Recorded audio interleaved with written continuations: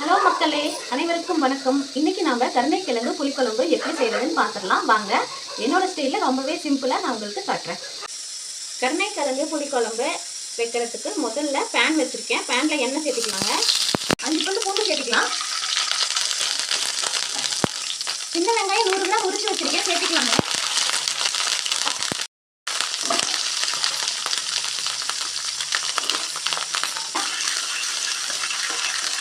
கருணைக்கிழங்கு புளிக்குழம்பு யாருக்கெல்லாம் பிடிக்கும் அப்படின்னு சொல்லிட்டு கமெண்ட்ல சொல்லுங்க. எங்க அம்மா கிழங்கு ரொம்பவே சாஃப்டா இருக்கும் நமக்கு சாப்பிட்றது. புளிக்குழம்பு வச்சு கொடுக்கும்போது நமக்கு என்ன சொல்றது, நாக்கில எச்சிலே ஊறும், அந்த அளவுக்கு தான் இருக்குங்க இந்த கருணைக்கிழங்கு புளிக்குழம்பு. உங்க யாருக்கெல்லாம் இந்த கருணைக்கிழங்கு புளிக்குழம்பு பிடிக்கும் அப்படின்னு சொல்லுங்க. இந்த கருணைக்கிழங்கு நம்ம அடிக்கடி உணவுல சேர்த்துட்டு வரும்போது வாரத்துக்கு ஒரு நாள் நீங்க செஞ்சு சாப்பிடும்போது உங்களுக்கு மலச்சிக்கல் ஏற்படாதுங்க.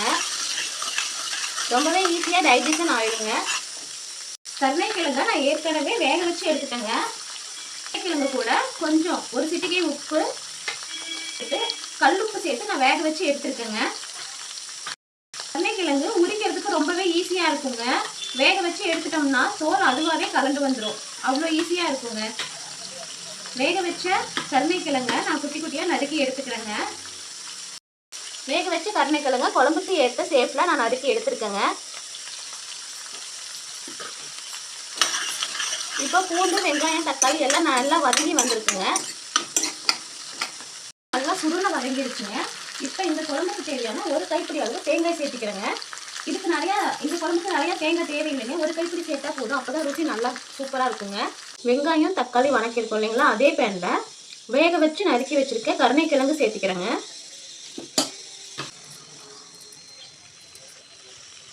கருணைக்கிழங்கு ஒன்று ஒன்றா சேர்த்திக்கலாங்க. நல்லா வெந்துருச்சு.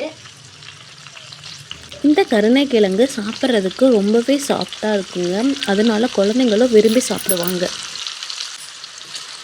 இந்த கிழங்கு உடஞ்சி போகாமல் இருக்கிறதுக்காக இப்படி எண்ணெயில் சேர்த்திருக்கேன்.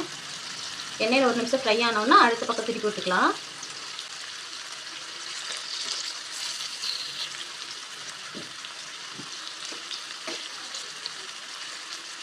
ஒவ்வொரு கிழங்கும் இப்படி மாற்றி மாற்றி திருப்பி விட்டுக்கலாங்க. ஏன்னா இந்த குழம்புமே உங்களுக்கு மீன் குழம்பு மாதிரி தான், நல்லா போட்டு கிண்டனோம்னா இந்த கிழங்கு வந்து உடஞ்சி போயிடுங்க. அதனால இது மாதிரி எண்ணெயில் போட்டு ஒரு நிமிஷம் ஃப்ரை ஆனோன்னா அப்படி திருப்பி விட்டுக்கலாம். கிழங்கு வகைகள்லாம் நாம் சேர்த்திக்கணுங்க. கிழங்கு வகைகள்லாம் அவ்வளோ சத்து இருக்குங்க. கருணைக்கிழங்கு புளிக்குழம்பு இருக்குது, சேனைக்கிழங்கு புளிக்குழம்பு இருக்குது, சேனைக்கிழங்கு கட்லெட் இருக்குது. எனக்கு சேனைக்கிழங்கு கட்லெட்டு, சேனைக்கிழங்கு புளிக்குழம்பு இது எல்லாமே ரொம்பவே பிடிக்குங்க. அப்புறம் வந்துட்டு நீங்கள் எடுத்து அப்படி முழுசாக சாப்பிட்ற மாதிரி உங்களுக்கு கிடைக்கும். அதுக்காக தான் ஒரு நிமிஷம் இப்படி எண்ணெயில் போட்டு எடுத்தாச்சுங்க. அடுத்தது வணக்கி வச்சது ஆறி இருக்குங்க, நான் போய் அதை அரைச்சி எடுத்துகிட்டு வந்துடுறேன். கருணைக்கிழங்கு எண்ணெயில் ஃப்ரை ஆயிடுச்சுங்க. இப்போ ஆற வச்சா விழுதை அரைச்சி எடுத்துகிட்டு வந்திருக்கேன். அந்த பேஸ்ட்டை இதில் சேர்த்துக்கலாம்.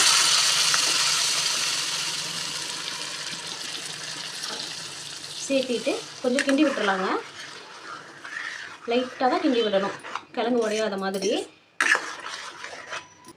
இப்போ வந்துங்க இந்த குழம்புக்கு தேவையான மசாலா பொருட்களை சேர்த்திக்கலாம். மிளகாய் தூள் 2 ஸ்பூன் சேர்க்குறேங்க. எனக்கு கொஞ்சம் காரமும் புளிப்பு சுருக்குன்னு இருந்தால் பிடிக்கும், அதனால மிளகாய் தூள் 2 ஸ்பூன் சேர்த்திக்கிறேன். மல்லித்தூளும் 2 ஸ்பூன் சேர்த்திக்கிறேங்க. குழம்பு நல்ல வாசமாக கொஞ்சம் கெட்டியாக கிடைக்கும். அதுக்காக நான் கிழங்கு வேக வைக்கும் போதே மஞ்சத்தூள் சேர்த்து வேக வச்சுட்டேங்க, அதனால மஞ்சத்தூள் சேர்க்கலை. லைட்டாக ஒரு கிண்டி விட்டுக்கலாங்க. இந்த கிழங்கு உடையாத மாதிரி இதை பத்திரமா நம்ம செய்யணும். நம்ம எண்ணெயில் ஒரு நிமிஷம் வதக்கினதுனால அந்த கிழங்கு உடையாதுங்க. இப்போங்க இது ஒரு கொதி வரட்டும், அதுக்குள்ளே நான் புளி கரைச்சி வச்சுருக்கேன், எடுத்துகிட்டு வந்துடுறேன். குழம்பு நல்லா ஒரு கொதி வந்துருச்சுங்க. இப்போது புளி கரைசல் சேர்த்திக்கலாம். புளி கரைசல் சேர்த்திட்டு நல்லா கலந்து விட்டுறலாங்க.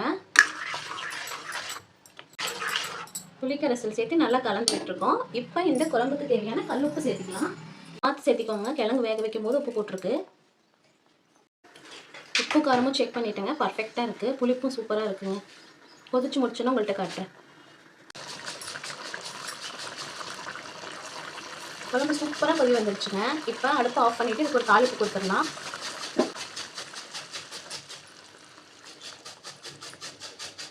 தாளிப்புக்கு ஒரு சட்டி வச்சு எண்ணெய் ஊற்றிருக்குங்க. கடுகு சேர்த்திக்கலாம்,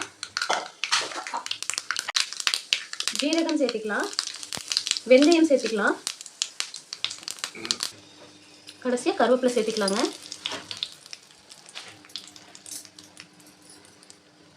சேர்த்திட்டு இந்த தாளிப்பை குழம்புல சேர்த்துக்கலாம்.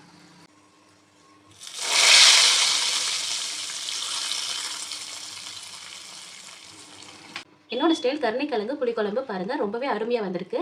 இதே மாதிரி சுவையில் நீங்களும் உங்கள் வீட்டில் செஞ்சு என்ஜாய் பண்ணுங்கள். தேங்க்யூ.